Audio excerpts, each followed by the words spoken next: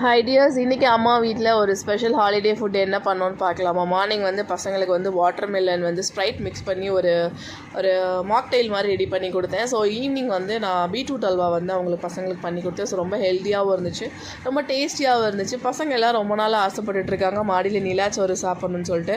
நாங்கள்லாம் சின்ன வயசில் இருக்கும்போது மேக்ஸிமம் ஒரு 1 மந்த்துக்கு வந்து ஒரு 3-4 டைம்ஸ் வந்து கரண்ட்டு போயிடும். இந்த மாதிரி சாக்கு வச்சாவது மாடியில் சாப்பிட்ருவோம். பட் ஆனால் இப்போ இருக்க குழந்தைங்களுக்கு அந்த மாதிரி சுச்சுவேஷன் வந்து கிடைக்கிறது கிடையாது. ஸோ அவங்களோட ஹாப்பினஸ்க்காக நம்மளாக க்ரியேட் பண்ணிக்க வேண்டியதான். ஸோ நாங்கள் வந்து இன்றைக்கி பசங்களுக்கு நிலாச்சோறுக்கு என்ன வேணும்னு சொல்லி கேட்டோம். ஸோ எல்லாரோட ஃபேவரட் வந்து எங்களுக்கு வந்து பிரியாணி தான்.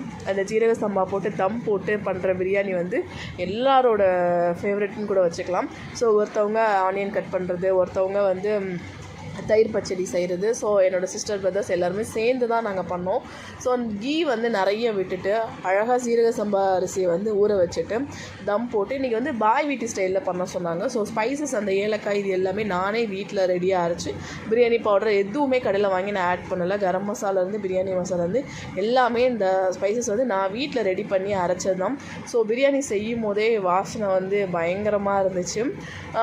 நான் வந்து 1.5 கிலோ அரிசிக்கு வந்து எப்போவுமே 2 லைம் வந்து நான் ஸ்க்வீஸ் பண்ணி விடுவேன்.